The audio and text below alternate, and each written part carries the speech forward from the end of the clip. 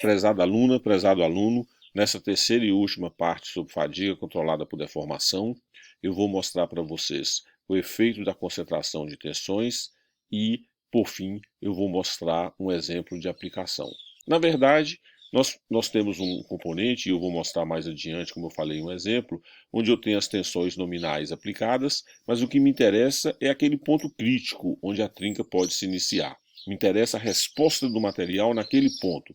Quando eu falo em resposta, eu falo em quais são as tensões e quais são as deformações reais, verdadeiras e locais naquele ponto. Nós poderíamos determinar esses valores através das medições com extensômetros, ou fazer uma análise numérica por elementos finitos, ou então determinar relações analíticas entre as tensões e deformações locais e comparar com os valores nominais que nós conhecemos em geral. Eu não sei qual é o nível de conhecimento de vocês, mas normalmente a gente conhece o efeito de concentradores de tensões, o coeficiente geométrico de concentradores de tensões, que é o KT, que me relaciona a tensão nominal com a tensão máxima. E isso tudo é verdade. Só que tem um porém.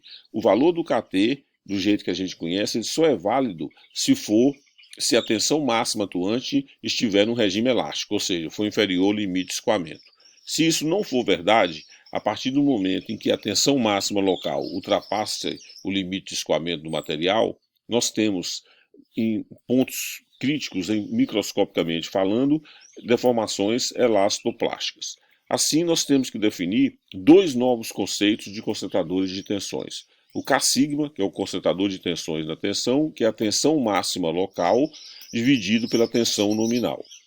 O K-epsilon é a deformação máxima local dividido pela deformação nominal. Então observe que sigma e epsilon é a resposta do material naquele ponto crítico a partir das aplicações das tensões nominais que provocam deformações nominais. Para nós, a deformação nominal vai ser sempre elástica. Nós vamos trabalhar sempre no regime elástico. Esses dois novos conceitos estão mostrados nessa figura, onde aqui tem o fator de concentração de tensão em função da tensão local de resposta dividido pelo limite de escoamento. Assim, esse ponto aqui é quando eu atinjo o limite de escoamento. Até esse ponto, ou seja, no regime puramente elástico, que é o que a gente vê nas disciplinas básicas, o efeito o KT é igual ao K-sigma, que é igual ao K-epsilon, já que nós estamos no regime elástico. Porém, quando nós ultrapassamos o limite de escoamento, o K-sigma começa a diminuir e o K-epsilon começa a aumentar. Aí existem diferenças entre os três fatores de concentração de tensões definidos. Fatores de concentrações de tensões definidos, desculpem-me. Isso está mostrado nessa curva tensão-deformação aí clássica. Aqui está a curva tensão-deformação do material e aqui está a tensão nominal aplicada com a sua deformação elástica.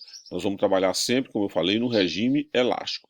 Porém, na raiz do entalhe, perto de um furo, a tensão máxima local, se for esse ponto aqui, ela ultrapassa o limite de escoamento do material. Então, com isso, essa relação de KT vezes S, que a gente conhece, ela não é mais verdadeira. Ela seria verdadeira se o material continuasse no regime elástico. A rigor, essa deformação plástica, existe uma hipérbole dessa maneira, e o ponto real do material, em vez de estar aqui, ele vai estar aqui. Ou seja, a tensão máxima prevista do ponto de vista real, de tensões reais, é menor do que aquela que se eu tivesse no regime puramente elástico, porém a deformação máxima ela é maior. Ou seja, a deformação máxima que realmente acontece está aqui, enquanto que aquela prevista seria essa aqui. A tensão seria menor. Por isso é que nós temos que levar em conta estes efeitos o fato de a tensão local ultrapassar o limite de escoamento do material. Isso que eu estou falando, na verdade, tem que ficar bastante claro, e eu já falei isso na primeira e na segunda parte. Eu tenho um componente aqui mostrado de maneira esquemática, onde é aplicado a tensão, uma força F que me gera uma tensão nominal S. Como eu falei, essa tensão S ela é sempre inferior ao limite de escoamento do material. Porém, o que me interessa, o que vai provocar o dano no material, é a resposta localmente nesse ponto aqui. A trinca vai se iniciar aqui ou aqui. Então, o que me interessa é a resposta do material, sigma epsilon, ou seja, tensão verdadeira e local, deformação verdadeira e local, neste ponto crítico. A tensão S varia de 0 a 1, 2, 3 e sempre nominalmente falando. Eu posso afirmar que S é igual a E, módulo de elasticidade, vezes Zzinho, porque eu estou no regime elástico. Porém, a resposta do material nesse ponto crítico pode ser algo bem distinto. Aqui está. Localmente eu posso ter, inclusive, deformações plásticas. Aqui foi do ponto 0 ao ponto 1, depois ele veio até o ponto 2, foi ao ponto 3 e 4. E aqui eu tenho um laço de esterese que nós já conhecemos. Esse laço de esterese me dá a resposta do material nesse ponto crítico. E é sobre isso que nós estamos tratando nessa metodologia, em determinar a resposta do ponto de vista de tensões e deformações nesse ponto crítico, localmente. A equação mais utilizada para fazer essa previsão deste efeito de concentrações de tensões é a equação de Neuber, onde ele diz que o Kt, que é o fator de concentração de tensões geométrico, é igual a K vezes K epsilon. K nós já vimos que é sigma sobre S, K epsilon é epsilon sobre E. Fazendo algumas manipulações matemáticas aí, nós chegamos nessa expressão que nos interessa e que nós vamos usar bastante. Ou seja, Kt vezes S elevado ao quadrado sobre o módulo de elasticidade é igual à resposta do material no entalhe, que é igual a sigma vezes epsilon. Como nós estamos trabalhando com fadiga, em geral, nós vamos substituir o Kt pelo Kf. E isso eu vou mostrar para vocês mais adiante, que é o fator de concentrações em fadiga, Kf. Isso fica muito claro se eu mostrar através de um exemplo. Como é que é isso? Eu tenho aqui uma placa, uma chapa, que tem um furo, com o diâmetro do furo de 3 milímetros, largura de 16 milímetros e a espessura entrando na tela de 6 milímetros. Essa placa está submetida a uma força P que varia com o tempo que eu vou mostrar e que vai me dar as tensões nominais. Essa chapa era feita com aço de baixo carbono, 1005, e cujas propriedades mecânicas eram conhecidas e estão todas aqui. Módulo de elasticidade, limite de resistência à tração, todos os fatores que eu preciso para o cálculo de fadiga e, inclusive, o fator de concentrações de tensões na fadiga. Já foi feita a correção do Kt com índice de sensibilidade ao entalhe, que já viram lá na metodologia de fadiga controlada por tensão. As tensões nominais, ou seja, a força dividida pela área líquida, já foram calculadas e elas estão mostradas aqui como que elas variam ao longo do tempo. As tensões nominais S. Ela foi de 0 a 160 megapascal, chegou a menos 60, depois a mais 120, menos 120 e chegou a mais 60 de novo. O que eu vou fazer? Eu vou calcular os valores de tensões e deformações locais para cada um desses pontos aí. Então vamos começar pelo ponto 0, claro, do ponto 0 ao ponto 1, varia de 0 até S1 de 160 megapascal. Então, usando a equação de Neuber, Kf vezes S1 elevado ao quadrado sobre E é igual a sigma 1 vezes E1, ou seja, sigma 1 e E1 são, desculpe-me, as tensões e deformações atuando naquele ponto crítico que eu mostrei. Substituindo o epsilon pela expressão que nós já conhecemos de sigma sobre E mais sigma sobre K elevado a 1 sobre N, eu tenho a equação passível de ser resolvida, onde eu só não conheço o valor da tensão local sigma 1, correspondente à tensão nominal S1 de 160 megapascal. Então, fazendo os cálculos aqui, Kf vezes S1 ao quadrado sobre o módulo de elasticidade me dá esse valor de aproximadamente 0,49. Substituindo esse valor aqui, igualando com essa expressão, eu chego que o sigma 1 é igual a 208,2 megapascal, volto na equação de novo do epsilon em função do sigma e determino o epsilon de 2.353 microdeformações, ou 0,002 de deformação. Observe que quando eu tenho uma tensão nominal de 160 megapascal, lá no furo, na raiz do furo, onde pode nuclear uma trinca, eu tenho uma tensão de 208,2 megapascal, e esse valor de deformação. De maneira análoga, Nós vamos fazer isso das tensões nominais, desculpe-me, variando do ponto 1, com tensão nominal de 160, para o ponto 2, com tensão nominal de menos 60 megapascal. Com isso, a variação das tensões, ou amplitude de tensões ΔS, é de menos 60 a menos 160, seria menos 220, porém a amplitude de tensões são sempre positivas, sempre em módulo.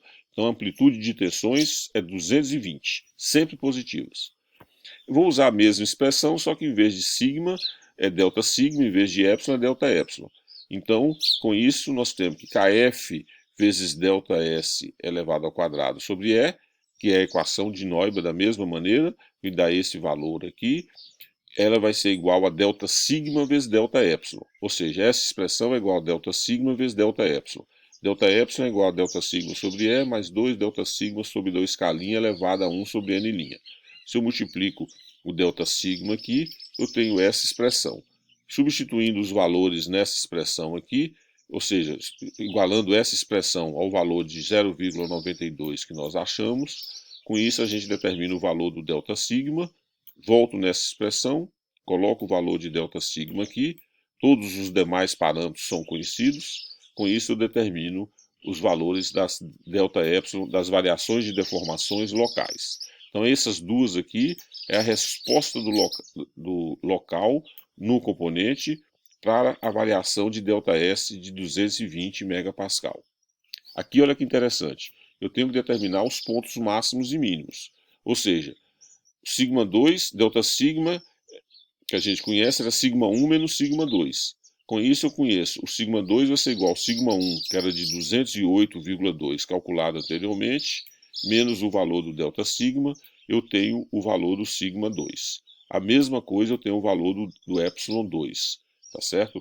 Então, para as variações de tensões de 160 para menos 60, com delta S de 220, localmente no ponto 2, eu tenho esse valor de tensão e esse valor de deformação.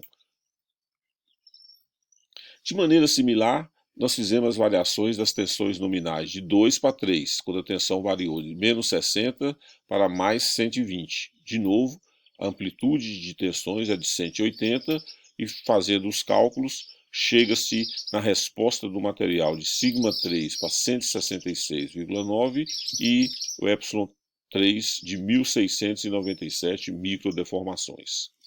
Com isso, a gente pode repetir esse cálculo sempre e determinar para cada ponto de tensão nominal a resposta do material do ponto de vista de tensões e deformações verdadeiras e locais. Aqui eu mostrei só um ponto de todos esses cálculos, ou seja, teve um ciclo do ponto 2 para o ponto 3, os valores calculados, a deformação máxima, a deformação mínima, a tensão máxima e a tensão mínima, tá certo? Usando aqueles parâmetros que nós já conhecíamos e que eu uso repetir aqui, eu vou usar a equação de SWT, que nós vimos na parte 2, para determinar a vida do material, e inclusive levando em consideração o efeito de tensão média. Todos os parâmetros nós conhecemos aqui, exceto a vida. Então, substituindo os valores de tensão máxima, que está aqui, tá certo? Vezes a amplitude de deformações, que é 1697 com menos 430 dividido por 2, igualamos isso aqui com essa outra parte da equação, todos os parâmetros são conhecidos, eu não conheço a vida. Fazendo integração numérica, por interação essa equação, eu chego numa vida prevista de aproximadamente 190 mil ciclos, ou 189.346 ciclos exatamente. E com isso, eu termino essa terceira parte e também toda a apresentação sobre a metodologia de fadiga controlada por deformação.